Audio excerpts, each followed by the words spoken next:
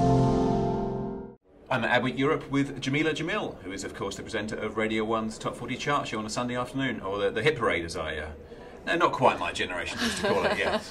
Now, part of the discussion this afternoon has been about how the media reaches young people, and Radio 1 is kind of at the forefront of the BBC's efforts to try and do that. How do you do it, and what advice would you have for other media companies who are trying to reach that sort of elusive 16 to 24 age bracket?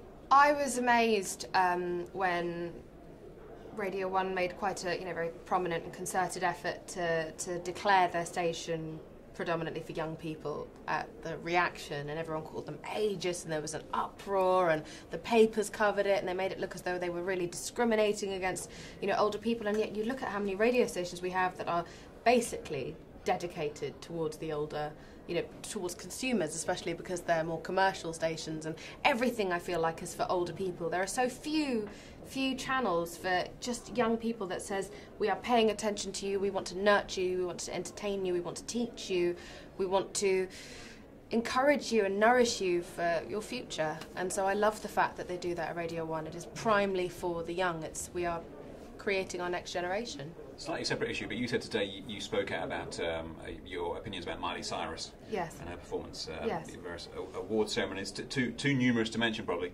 And you said you got. I think you said it was terrifying the feedback you got from. Yeah, I mean, a lot of kill yourselves happened. A lot of men accused me of being either a whore or frigid is another word that gets bandied around quite a lot. People are very, very aggressive over this whole kind of ability of yours to express your opinion, especially as a young woman.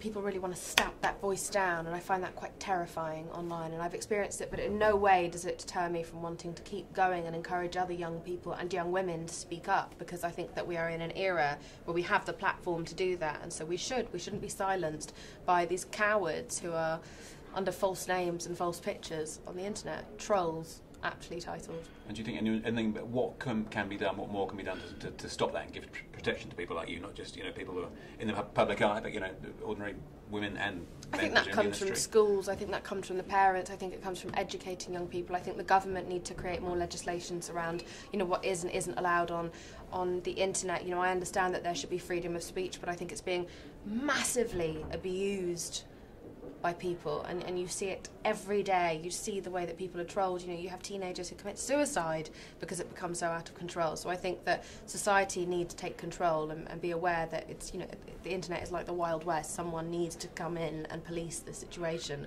because it's not being handled very well. It's our own fault. We messed up. We didn't handle it responsibly. So therefore, we now need some sort of laws to come in and protect our children and protect our young people.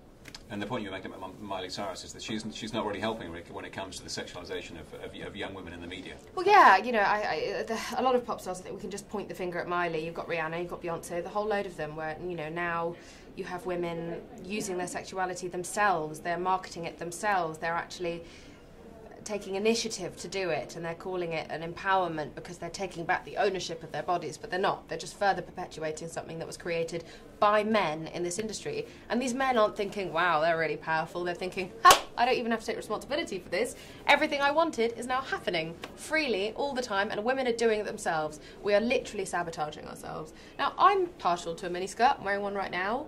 I've done photo shoots for women's magazines, and I'm wearing, like a short skirt perhaps, and I've nothing against that, but I think this overt and almost obsessive use of body parts and sexualization, and Miley Cyrus sort of pleasuring herself sexually on stage, or pretending to fellate a fake Bill Clinton on stage for a concert that sold out to predominantly 13-year-olds, I don't think it's very helpful in the cause of empowering women and showing that we are worth more than just the flesh on our bones.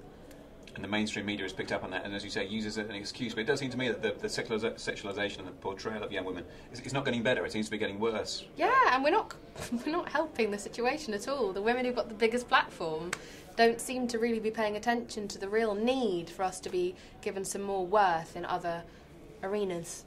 Otherwise, it teaches the girls who perhaps aren't a size 8, or the girls who don't look a certain way or don't move a certain way, to think that no matter how smart they are or how intelligent or how inspiring they are, that they will never get ahead in this world because they don't look the same as these women, and they don't gyrate and strip in the same way. And I think it's a shame. I think that we need to work harder to prove that there are many, many different arenas in which a woman can rise. I think the media has a massive responsibility in what they promote as well. Jamila, thank you very much. Thank you.